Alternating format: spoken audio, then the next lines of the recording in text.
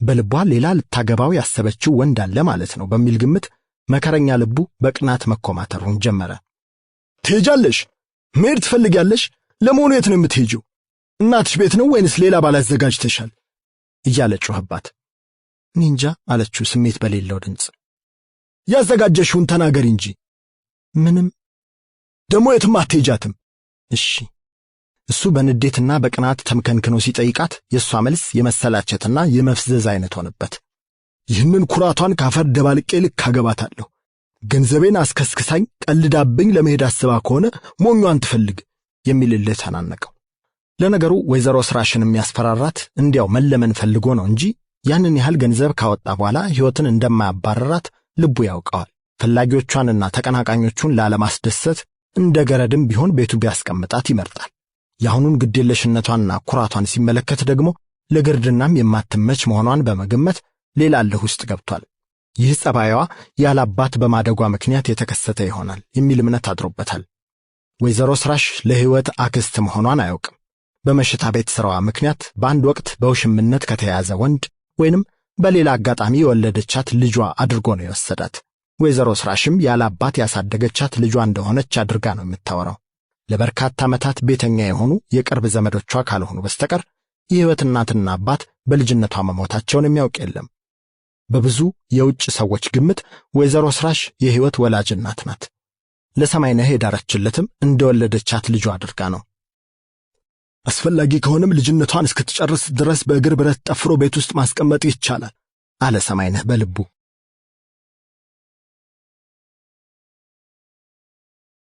4 የገና ጾም ከመግባቱ በፊት መልሱና ቅልቅሉ በሁለቱም ቤት ተዘጋጅቶ የሕይወትና የሰማይነህ ቤተ ዘመዶች ተቀላቀሉ። ሰማይነህ ቅሬታውን ከልቡ ያላስወገደ ቢሆንም በቅርብ ዘመዶቹና በወይዘሮ ስራሽም ጭምር ተመክሮ ባህላዊ የጋብቻ ወጎቹ ያለምንም ረብሻ በሰላም ለመከናወን በቅተዋል። ሌላው ቀርቶ በሰርጉ ማግስት ሚዜዎች በጠዋት ተነስተው እንደወጉ የምስራች ለማድረስ ወይዘሮ ስራሽ ቤት ሄደዋል። በእርግጥ ሚዜዎቹ መሐረብ ይዘው የዶሮ ደም ሲፈልጉ የሰማይነህ እናት ተከታትለው ደርሰውባቸው የመረረ ቅሬታቸውን ማሰማታቸው አልቀረም። የዘንድሮ ልጃገረዶች እንዲያው ላዩን መሽኮርመምና መኳኳል ምን ዋጋ አለው? ላዩን አንገት መድፋት ምን ዋጋ አለው? ላዩን ፊት ማሳመር መቆነጃጀት ብቻ ምን ዋጋ አለው? ሁሉም ወግ ነው። ዋናው ነገር ውስጣዊ ክብርን ከመጠበቁ ላይ ነበር። ክብርን ጠብቆ በንጽህና መገኘት ነው ቁም ነገሩ እያሉ በአግቦ ሕይወትን ጎነታትለዋት ነበር። የበኩር ልጃቸው ሰማይነህ ያን ያህል ገንዘቡን ከስክሶ ድንግል ልጃገረድ ባለማግኘቱ ያዘኑ መሆናቸውንም ሳይናገሩ አላለፉም። ሆኖም ያው እሳቸውም እንደ ሰማይነህ ንዴታቸውን እንዲቋቋሙት በቅርብ ዘመዶቻቸው ተመክረው ሆዲፍጀው እያሉ ከሕይወት ዘመዶች ጋር ተቀላቀሉ። ሕይወት በጫጉላ ቤት ውስጥ በሰነበተችባቸው ቀናት አብራቸው ከምትኖራቸው ሰዎች ውስጥ ወዳጅ ጠላቷን ለይታ ለማወቅ ችላለች። ከቅርብም ሆነ ከሩቅ የሚመጡ ሰዎች ውስጥ አብዛኛዎቹ የሚሰነዝሩት አስተያየት የቅናት ይመስላል። ሁሉም የሚነግሯት የሰማይነህ ሀብት ተጋሪ በመሆኗ ዕድለኛነቷን ነው። ሰዎች በከፍተኛ ደረጃ ገንዘብን እያመለኩ የመጡበት ጊዜ መሆኑን ለመታዘብ በቅታለች። ሴት ሚዜዎቿ ሳይቀሩ የሰርጉ ዕለት ማታ ሰማይነህ እንዴት እንደጨቀጨቃት ስትነግራቸው በቅናት ሲቃጠልና ሲጨስ ቢኖር አንቺ ምን ቸገረሽ? እግዚአብሔር ሀብቱ መሃል አስገብቶ ቁጭ አድርጎሻል። ከሱ መጥቶ ሊፈታሽ ከፈለገም ሀብቱን እኩል ለኩል እንዲያካፍልሽ ፍርድ ቤት ትገትሪዋለሽ። አሁን ጸጥ ብለሽ መቀመጥ ነው ያለብሽ የሚል ምክር ነበር የሰጧት። ሀብቱን እያየችና ሆዷን እየሞላች ፍቅርና ሰላም በሌለበት ቤት ውስጥ መንፈሷ ተረቦ የመኖርን አስፈላጊነት ግን የሕይወት ልብ አልተቀበለውም። ሰማይነህ ቤት ውስጥ የምትኖረውም በሌሎች ቁጥጥርና ጥበቃ ስር መሆኑን በተዘዋዋሪም ቢሆን ማወቋ ደግሞ ብሶቷን አባብሶታል። እናቱና 2 ወንድሞቹ ከሰማይነህ ጋር አብረው ነው የሚኖሩት። አባቱ አቶ ሽብሩ መርሻ ገና በጎልማሳነት ዘመናቸው በድንገተኛ ሕመም ስለሞቱ የመጀመሪያ ልጅ እንደመሆኑ መጠን ቤተሰቡን የማስተዳደሩ ኃላፊነት የወደቀው በሰማይነህ ላይ ነበር። አባቱ ጊዜውና ገበያው ሰምሮላቸው ባይከብሩበትም የታወቁ የወርቅ አንጥረኛ ነበሩ። ሰማይነህም ይህንኑ ሙያ ወርሶ ቤተሰቡን በማስተዳደር እየኖረ እድሉ ሲፈቅድለት ንግዱ በጣም ዳብሮ ከበረ። ቤተሰቡንም ከኪራይ ቤት አውጥቶ አሮጌው አውሮፕላን ማረፊያ አሁን የሚገኝበትን ሰፊ ቦታ በመግዛት የተንጣለለ ቪላና ሰርቪስ ቤቶች ሰርቶ ይኖሩ ጀመር።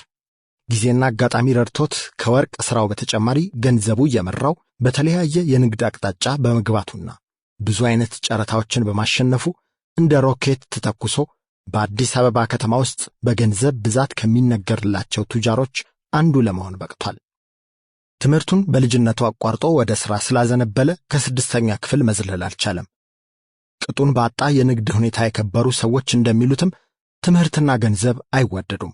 ከ10 ዲግሪ 1 ግሮሰሪ እያለ ከትምህርት ጋር ተጣልቶ ቀረ። ለዚያችም ለ6 ክፍል ያቃጠላት የልጅነት ጊዜው ሳትቆጨው አልቀረችም። የሂሳብ ስሌት ስለተማረባት ብቻ ይጽናናል። እናቱ ወይዘሮ ትርፌ በሻህ በዕድሜያቸው ወደ 70 ዓመት የተጠጉ ቢሆንም በኑሮ ምቾት ምክንያት ገና የ50 ዓመት ሴት ወይዘሮ ይመስላሉ። ቀይ ፊታቸው ቢጨማደድም ወዛቸው እንዳለ ነው።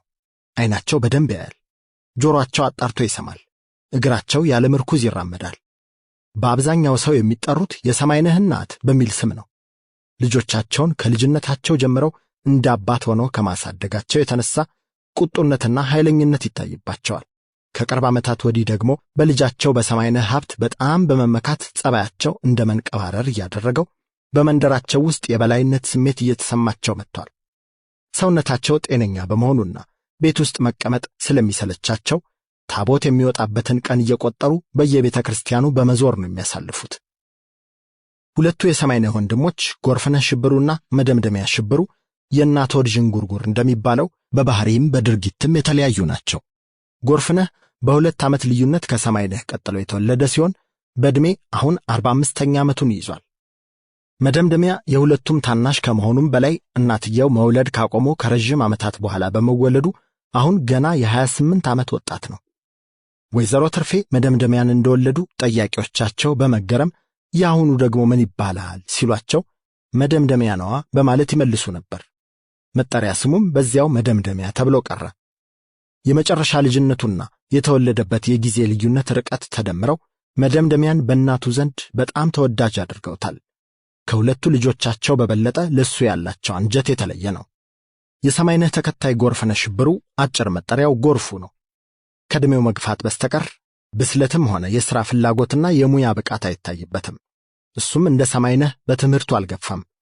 የሚያስገርመው ግን የአካዳሚክ ትምህርቱን ሲጠላ ስሜቱን በሌላ ሥራ ወይም ሙያ ያለማዳበሩ ነው። ሥራ አይወድም። እንዲሁ ቁጭ ብሎ እየተቀለበ ሰውነቱን እያደነደንና መንደር ውስጥ እያውደለደለ ቢኖር ይመርጣል። በገጠር መንገዶች እየተመላለሰ እንዲሰራበት ሰማይነህ አንድ ትልቅ የጭነት መኪና ገዝቶ አስይዞት ነበር። የማይረቡ ምክንያቶች እየፈጠረና መኪናውን በንዝህላልነት እያበላሸ ከጥቅም ውጭ አድርጎት በስተመጨረሻ በኪሳራ ተሽጧል። አሁንም 12 ሰው የሚያሳፍር ትልቅ ታክሲ ተገዝቶለታል። ለመጠጫው ያህል ብቻ እየሰራበት ሌላውን ጊዜ ያውደለድልበታል። ትዳር የመያዝና ኑሮውን የማሻሻል ፍላጎት አይታይበትም። ለዕለት ሆዱ ግን ሟች ነው። ሰማይነህም የሚወደው ለሆዱ ሲል ያዘዘውን ሁሉ ስለሚፈጽምለት ነው። እንደ ወንድም ብቻ ሳይሆን እንደ ቦዲጋርድ ሊያገለግለውም ይሞክራል። እንደ ሰላይ ሆኖ የሰማይነህን ምቀኞችና ተቀናቃኞች ለመጠበቅ ይሞክራል። እንደ አቃጣሪነትም ይዳደዋል። ውሸቱንም ሆነ እውነቱን ወሬ ለቃቅሞ ስለሚያመጣለት ሰማይነህ ይቀርበዋል። ስንፍናውንና ዝርክርክነቱን ባይወድለትም ወንድማዊ ታማኝነቱን ይመካበታል። ከቤታቸው ውስጥ የትምህርት ፍቅር ያደረበት ትንሽየው መደምደሚያ ብቻ ነው። በግል ጥረቱ ዩኒቨርሲቲ ገብቶ በሶሺዮሎጂ ተመርቆ የመጀመሪያ ዲግሪውን አግኝቷል። አሁን ደግሞ ሰማይነህ እየከፈለለት ለሁለተኛ ዲግሪው ሶሻል አንትሮፖሎጂ እያጠና ነው። ለአንድ ዓመት ያህል ከሰማይነህ ጋር በንግድ እንቅስቃሴ ውስጥ ገብቶ መስራት ጀምሮ ነበር። ሆኖም ለዕውቀት ባለው ጉጉት ሥራውን ትቶ ትምህርቱን መቀጠሉን መርጧል። ከሁለቱም ታላላቅ ወንድሞቹ ጋር አብዛኛውን ጊዜ በአስተሳሰብ ያለ መግባባት እየተፈጠረ ግጭት ውስጥ ይገባሉ። ሁለቱንም ለገንዘብ ብቻ የሚኖሩ ፍጡራን አድርጎ ስለሚወስዳቸው ይንቃቸዋል። በትምህርት ላይ የሚያሳዩት ጥላቻ ያናድደዋል። እምነት፣ እውነትና ፍቅር በውስጣቸው ስለሌለ ይዘልፋቸዋል። ታናሽ ታላላቆቹን ሲዘልፍ እየገሰጹ ታላላቆቹም ትንሹን ቁልቁል እንዳይጫኑት እየተከላከሉ መሃል ሆነው አስማምተዋቸው ለመኖር የሚሞክሩት እናትየዋ ናቸው። ሕይወት ስዩም ትዳር የጀመረችው እንዲህ አይነት ግቢና ቤተሰብ ውስጥ ነው። የቤት ችግር የለም። ለሁሉም ለየብቻቸው ክፍል ተሰጥቷቸዋል።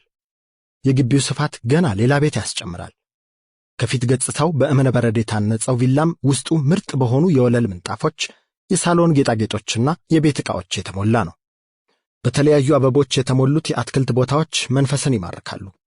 በተለይ ጠዋት ሕይወት የመኝታ ቤት መስኮት ከፈት አድርጋ ስትመለከታቸው ዓይኖቿን ከመሳባቸውም ሌላ ጥዑም መዓዛ ወደ አፍንጫዋ እየመጣ የገነትን ስሜት ይፈጥርባታል።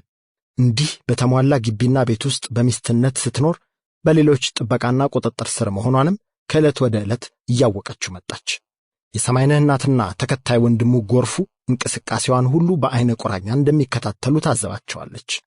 ጫጉላ ቤት ውስጥ ሆና የእያንዳንዳቸውን ጸባይና ሁኔታ ለማጥናት ችላለች። እናቱና ጎርፉ የሰማይነህን ፊት እየተከተሉ የሚለዋወጡ፣ እሱ ሲቆጣ የሚቆጡ፣ እሱ ሲስቅ የሚስቁ፣ እሱ ሲያኮርፍ የሚያኮርፉ መሆናቸውን ተረድታለች።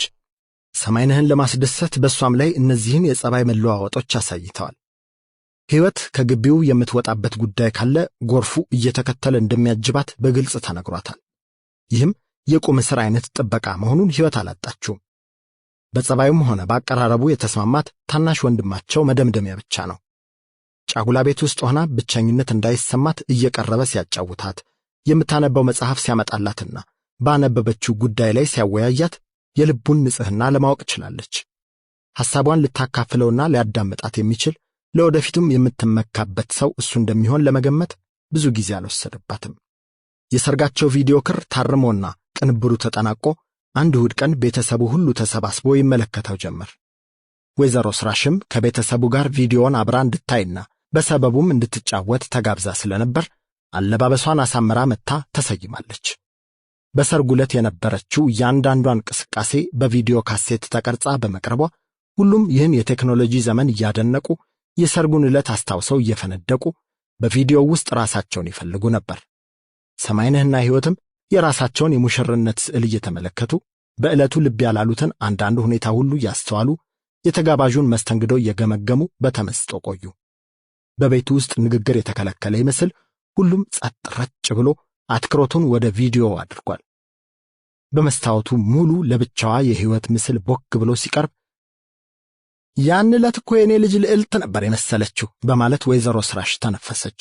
እግረ መንገዷን የዝምታውን አየር ሰብራ ጨዋታ መክፈቷ ነበር። እኔስ አላት ሰማይነህ ፈጥኖ፣ አንተም ልዑል ነበር የመሰልከው። ምን ነው እንዲህ ንፉግ ሆንሽ? ንጉሥና ንግሥት ብታስመስይን ምን ነበረበት? አለና ቀላለደ። ሰርጉም ሀገር ጉድ ያለለት እጹብ ድንቅ ነበር። ያገኘኝ ሰው ሁሉ የሚነግረኝ በአድናቆት ነው ብላ ሰማይነህን ሞቅ ሞቅ አደረገችው። የሰማይነህ እናት ድጋፋቸውን በመስጠት ራሳቸውን ባወንታ ነቀነቁ። ሰማይነህ ራሱም ትክክል ነው እንደማለት ኮራ ብሎ ደረቱን ነፋ አድርጎ ተቀመጠ። ሆኖም ኩራቱና ጨዋታው ብዙ አልቆየም። ድንገት ሰማይነህን የሚያስቆጣ ነገር ተከስቶ ሰውነቱን ባንዴ ለዋወጠው። ይኸውልሽ እንግዲህ ወይዘሮ ስራሽ የልጅሽን ጉድ ተመልከች አለ። የፊልሙን እንቅስቃሴ በርቀት መቆጣጠሪያው አንድ ቦታ ላይ አቆሞት። ወጣቶች ሕይወትን ሲሰናበቷት ያሳያል። አንደኛው ወጣት ቆዳ ጃኬት የለበሰ በጨዋታ ብዛት ፊቱ በላብ እንደተጠመቀ በደስታ ሰክሮ የሙሽሪቷን ጉንጮች ግጥም አድርጎ ሲስም ይታያል። ወይ በሞትኩት ያዘሪሁን አይደለም እንዴ? የወንድሜ ልጅ እኮ ነው። እህቱ ስላገባችለት በደስታ የሚሆነው ጠፍቶታል አለች ወይዘሮ ስራሽ። የሰማይነህ አመጣጥና ቁጣ ቢገባትም ጥርጣሬው ከንቱ መሆኑን በተዘዋዋሪ መናገሯ ነበር። ታዲያ ዘመድስ ቢሆን ይህን ያህል ቅጥ ማጣት ለምን ያስፈልጋል? አለና ፊልሙን አሳለፈው። ከዚያች ሰዓት ጀምሮ ቅናቱ ስላገረሸበትና ቁጣው ስላየለበት ደህና ነገር ማየቱን አቆመ። ከድምተኞቹ መሃል ወንዶቹ በሙሉ ሕይወትን የሚያዩዋትና የሚፈልጓት አድርጎ በመውሰድ በጥላቻ ዓይን እየተመለከታቸው ጥርጣሬው የጎላበት ቦታ ፊልሙን በመቆጣጠሪያው ያቆመዋል። ሕዝቡ በሰርግ ስም እየጨፈረና እየተጠቃቀሰ ስሜቱን ይግለጽ፣ ግድ የለም። እኔን የገረመኝ የሙሽሪቷ አብራ መፍለቅለቅና ማዶ ለማዶ መተያየት ነው አለ ትንሽ ቆይቶ። ይኸውላችሁ ተመልከቷት እዚህ ጋር።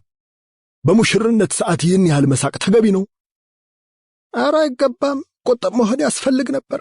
የሙሽርነት ክብሩ ጥርስን ከደና አድርጎ ኮራ ብሎ ከመቀመጡ ላይ ነው። እንዲያው ሲገለፍጡማ ግርማ ሞገሱም ይጠፋል በማለት የሰማይነህ እናት ድጋፋቸውን አሳዩ። እኔን ተመልከቱ እስቲ። የት ቦታ ነው የሳኩት? የትም። የሚጨብጡኝን ሁሉ ኮስተር ብዬ ነው ያስተናበትኳቸው። አዎ ሕይወት ያንለት ሳቅ አብዝታ ነበር። እኔ እንኳን በአቅሜ የሴት ሚዜዎቿን ጠርቼ ኮስተር እንድትል ንገሯት ብያቸው ነበር አለ ጎርፉ ውሸቱን ነገር ለማሟሟቅ። በሰርጓ ዕለት በደስታዋና በዓለሟ ቀን የመሳቅ ነውርነት ለወይዘሮ ስራሽ አልተዋጠላትም። የተቃውሞ ሐሳቧን ልትሰነዝር አስባ የሰማይነህ ቤተሰብ አንድ አቋም በመያዛቸው ላለመቃቃር ዝምታን መረጠች። ሕይወትን በበኩሏ ታዲያ የሰርጌ ዕለት እንዳለቅስላችሁ ትፈልጋላችሁ እንዴ? ማለት ፈልጋ ነበር። ካክስቷ ጋር በአይን እንደተግባቡ ሁሉ ነገር ላለማባባስ ዝም አለች። ደግነቱ ስሜቷን የተረዳላት ሰው አልጠፋም። የሰርጋችሁ ዕለት ካልሳቃችሁና ካልተደሰታችሁ መቼ ልትስቁ ልትደሰቱ ነው ታዲያ? አለ መደምደሚያ በድፍረት ጣልቃ ገብቶ። የሕይወትና የወይዘሮ ስራሽ አንጀት ቅቤ ጠጣ። ሰማይነህ ግን ንዴቱ ጨምሮ አይኖቹን አጉረጠረጠበት። የመናቅና የእልህ ስሜት ስለተናነቀው ቶሎ መልስ አልሰጠውም። ይልቁንም ጎርፉ እንደ ሰማይነህ ሆኖ ተቆጣ። ሙሽሮች በሰርጋቸው ዕለት እንዲገለፍጡ የተደነገገ ሕግ አልሰማንም። አስፈላጊ ያልሆነ ጥብቅናህን ብታቆም ይሻላል። ጥብቅና ሳይሆን እምነቴን ነው የተናገርኩት።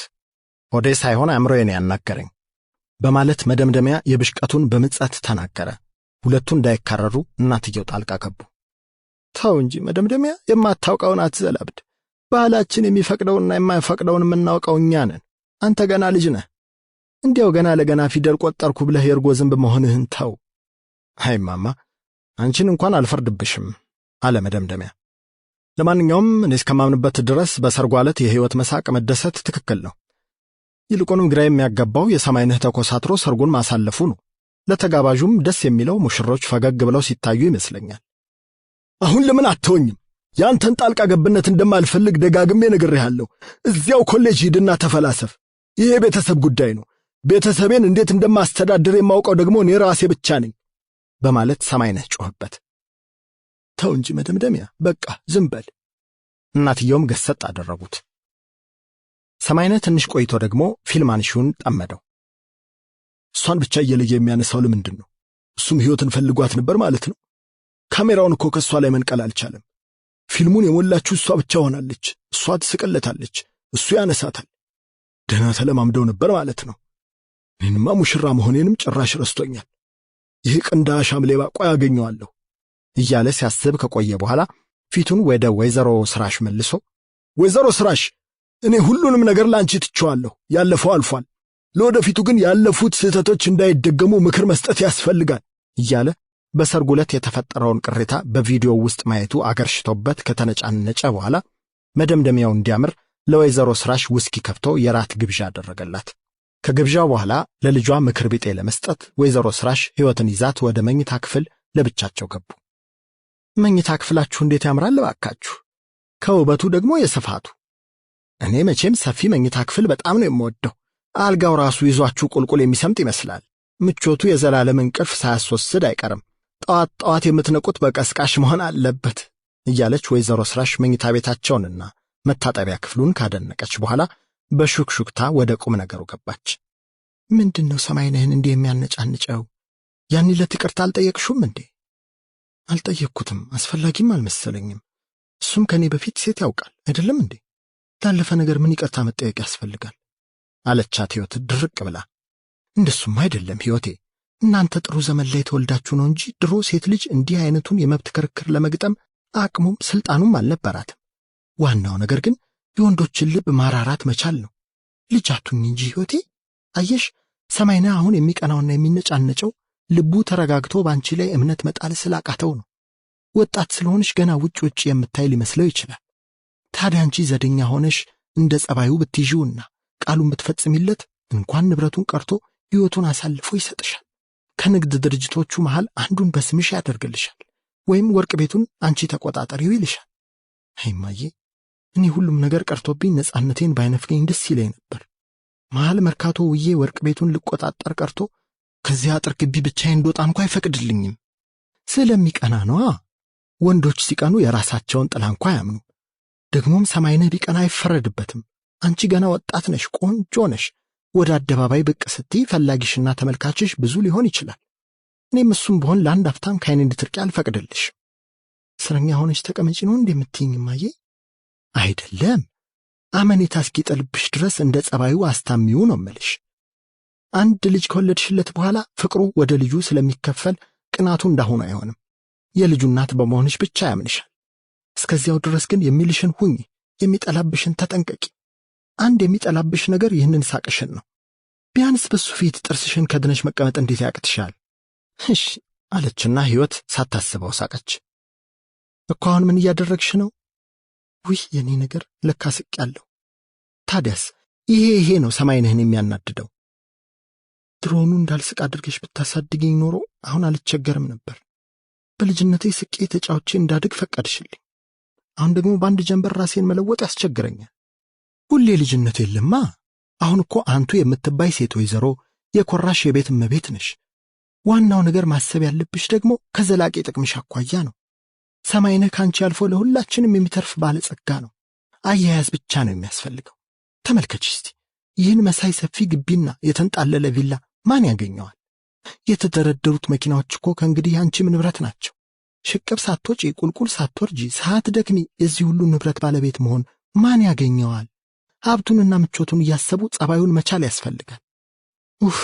እንዴት ያናድዳል አለች ሕይወት በከፊል አክስቷን እያዳመጠች በከፊል በራሷ ሐሳብ ውስጥ ስትዋዥቅ ቆይታ። ምኑ አለቻት አክስትየዋን በንቀት። ተሟልቶ ያለ መገኘቱ ነው። ከዚህ ሁሉ ሀብት ጋር ጤናማ ፍቅር ቢኖረን እኔና ሰማይነህ ቆንጆ ኑሮ እንኖር ነበር። ሰውነቴን በቅናት ከሚመለከተው ሰማይነህ ስልኩን ያነሳው ወይዘሮ ስራሽ ቤት ሊደውል ቢሆንም ስለተናደደ ቁጥሩ ጠፍቶት እያሰበ ከአቡበከርና ከይትባረክ ጋር ምንም አይነት ግንኙነት አላደረግሽም? እውነቱን ተናገሪ አላት በድንገት። ምንም አለች አንገቷን አዝምማ። እንደሚፈልጉሽማ የታወቀ ነበር። እኔ እንጃ እንግዲህ ያው ቤታችን መጥተው ተጫውተው ተሳስቀው ይሄዳሉ እንጂ ሌላ ነገር። የሚያሳስቁሽ ለምን ይመስልሻል? ሕይወት ተናደደች። ቆንጆ ስለሆንኩኝ ፈልገውኝ ይሆናል። አንተ እንደፈለከኝ ሁሉ እነሱም ቢፈልጉኝ ምን ይደንቃል ልትለው ፈልጋ ስሜቷን አፈናተወችው። የሰማይነህ ሁኔታ የሚያስፈራ በመሆኑ ራሷን መቆጣጠር ነበረባት። ሰማይነህ የወይዘሮ ስራሽን ስልክ ቁጥር አስታውሶ ደወለ። ከሰርጉ መልስ እሷም መኖሪያ ቤቷ ውስጥ ከዘመዶቿ ጋር እየተጫወተች ነበር። ስልኩን አንስታ አሎ ከማለቷ የሰማይነህ ድምፅ እንደ ነጎድጓድ አንባረቀባት። ጉድ ሰራችሁኝ አይደል? ቀለዳችሁብኝ። ማነህ? ሰማይነህ? ምን ነው? ምን ሆንክ እንዴ? ቆይ እስቲ ድምፅህ አይሰማም። በመኝታ ቤቴ ስልክ ላነጋግርህ። አዝማሚያው ስላላማራት ለብቻዋ ማነጋገሩን መርጣ ወደ መኝታ ቤቷ ገባች። ሃሎ፣ እሺ፣ ምን ችግር ገጠመ? ነገ ጧት የምስራች እንዲላክልሽ ትጠብቂያለሽ? ነገሩ ቶሎ ገባት። ሆኖም ግን ከግምቷ ውጪ ስለነበር ደነገጠች። እንዴ ታዲያ ባህላችን አይደል እንዴ? ባህሉማ ክብሯን ጠብቃ በንጽህናዋ ለምትገኝ ልጃገረድ ነበር። ላንቺ ልጅ አይገባትም። እንዴት የሕይወትን ክብር አላገኘሁም ነው እንዴ የምትለኝ? እኔ አላምንም። የለ ድርብ ክብር ስላላት እኔ መገሰስ አቅቶኝ ነው። አትቀልድ እንጂ ሰማይነህ። መቀለጃ ሆንኩ እንጂ እኔስ አልቀለድኩም። ወይ ድሌ፣ መከራዬን አይቼ በጨዋ ደንብ ያሳደግኳት ልጅ እንዴት አዋርደኝ። ለሰርጉ ምን ያህል ገንዘብ እንዳወጣው ታውቂያለሽ? አላት ድንገት ቁጣና ለቅሶ በተቀላቀለበት አነጋገር። አውቃለሁ ሰማይነህ አውቃለሁ አለች እሷም በማስተዛዘን ቅላጼ። ነገ ጠዋት በታክሲ አሳፍሬ ልክልሻለሁ። ወይዘሮ ስራሽ ክው ብላ ቀረች። የሰማችውን ማመን አልቻለችም። ማንን? ምን? ይችን ወራዳ ልጅሽን ውርደቷን እንደተከናነበች መልስልሻለሁ። ከኔ ጋር ልትኖር አትችልም። ተው እንጂ ሰማይነህ። ቆይ እስቲ ረጋ በል የኔ ጌታ። በፍጹም ምንም እርጋታ አያስፈልግም። አድምጠኝ እኮ። ሰውስ ምን ይላል? ሀገር ምድሩ ጉድ ሲልክረም እንዴ? የዛሬ ልጆች እንደሆነ ግድ የላቸውም። ውርደቱ እኮ የኔው የእህትህ ነው። ለኔም ዘንልኝ እንጂ የኔ ጌታ። መለመኑ የባሰውን አቀበጣበጠው፣ አነጫነጨው። ለማንም ለምንም ሐዘኔታ የለኝም። እንዲያውም ይህን ሁሉ ገንዘቤን ገደል ስለጨመራችሁብኝ እፋረዳችኋለሁ። እኔ ምን አባቴ ላድርግ ሰማይነህ? ተው እባክህ፣ አንተም አትበሳጭ፣ ለኔም ዘንልኝ። የኔና አንተ ቤተሰባዊ ፍቅር እንዲህ በቀላሉ መናጋት የለበት። ይህችን ሰሞን ብቻ በትዕግስት አሳልፋት። እኔም ያዘጋጀሁትን መልስ በሰላም ልወጣው። ከዚያ በኋላ እንደሚሆን እናደርጋለን። ለሷ ይብላልኝላት እንጂ አንተ ሺህ ሴቶችን አማርጠ ማግባት ትችላለህ። የራሷን ዕድል ነው ያበላሸችው። እዚህ ላይ ሰማይነህ ትንሽ መለስ አለ። ትልቅነቱ ስለተነገረው ልቡ በኩራት ሞላ። በቋሚ የውስኪ ደንበኝነቱ ወይዘሮ ስራሽ ጸባዩን አውቃ አቀራረቡን ሳትችልበት አልቀረችም። ስንቶቹ ሴቶች ሲለምኑኝ ሲያስለምኑኝ አሻፈረኝ ብዬ እንደኮራውባቸው ታውቂያለሽ። አውቃለሁ እንጂ በሚገባ ጨዋ አገኘሁ ብዬ ነበር አንቺ ቤት የገባሁት። ግድ የለህም በቃ ይቺን ሰሞን ብቻ ታገስ። ለሰው ወሬ አትመች። አሁን እሷን አገናኘኝ። ሕይወትን ገለማምጧት በመወርወር አይነት የስልኩን እጀታ ሰጣት። ሃሎ አለች ሕይወት በቀዘቀዘ ድምፅ። ሕይወቴ ምን ነው ባክሽ? እንዲህ ጉድ ታደርጊኝ? እንዲህ ታዋርጂኝ? ስኮራብሽ ስመካብሽ ኖሬ ቃላባይ ታደርጊ። ሕይወት መልስ ለመስጠት አልቻለችም። ያክስቷ አነጋገር ቢያሳዝናትም ጉዳዩን ይህን ያህል ክብደት ሰጥታ ልታዝንበት አልፈለገችም። ለማንኛውም ዝምታን መረጠች። በይ አሁን ይቅርታ ጠይቂው፣ እግሩ ላይ ለጥ ብለሽ ወድቀሽ ይቅር በለኝ በይው። ካለበለዚያ እድልሽን አበላሽተሽ መቅረትሽ ነው። እግዚአብሔር ያን ሁሉ ሀብት አሳይቶ ሊነሳሽ ነው። ቶሎ ብለሽ ለምኚው፣ እግሩ ላይ ወደቂና ለምኚው። ነግሬሻለሁ፣ ኋላ የሚበጅሽን ብታውቂ ይሻልሻል። ሕይወት ያወንታም ሆነ ያሉታ ምልክት ሳታሳይ ስልኩን ዘጋችው። በሙሽርነትና በትዳር ዓለም ጣፋጭ ደስታ አግኝቼ እኖራለሁ የሚል ህልም ነበራት። ሆኖም ይህ ህልሟ ገና ከጅምሩ ደበዘዘባት። ከሰማይነህ ባትስማማ ተመልሳ የምትሄደው አክስቷ ቤት ነው። አክስቷ ግን የምትመክራትና የምትሰጣት ማስጠንቀቂያ ሆድ የሚያስብስ ነው። ልቧ ማመጽ ፈለገ። እግሩ ላይ የምወድቅበት ምንም ምክንያት የለም አለች በሐሳቧ። ወጣትነቷ ለሀብት መስገድን አልፈቀደላትም። ከነሀብቱ ገደል ሊገባ ይችላል አለች እንደገና በሐሳቧ። ሌሎች የሚያደንቁት ውበቷ ደግሞ ሞቅ ደመቅ ብሎ ለራሷ ታያት። የውበት ሰይጣን ሔዋናዊ ኩራት ሊያሰፍርባት አኮበኮበ። አክስቷ ቤትም ሆነ ከዚያ ውጪ ውበቷን ያደነቁላትና የቋመጡላት ወንዶች ሁሉ በሐሳቧ ውስጥ ብቅ ጥልቅ እያሉ ታዩት። ለአንድ አፍታ አእምሯ ይህ ነው የማይባል ውዥንብር ውስጥ ገባ። ነገ በጠዋት ወፍ ሳይንጫጫ ጓዝሽን ጠቅልለሽ ሀፍረትሽን እንደተከናነብሽ ወደ እናትሽ ቤት ትመለሻታለሽ አላት ሰማይነህ። ከስልኩም በኋላ በሕይወት ላይ ምንም አይነት ለውጥ ያለማየቱ አናዶት። እሺ አለችው ሕይወትም ነገሩን ሳታመዛዝን እንዲያው አፏ እንዳመጣላት። ይህኛው መልሷ ደግሞ ሰማይነህን ይበልጥ አናደደው። እንደ እናቷ ትለምነኛለች ብሎ ሲጠብቅ የኩራት መልስ መስጠቷ አንድ የተመካችበት ነገር ቢኖር ነው ወደሚል ጥርጣሬና እልህ ውስጥ ጨመረ።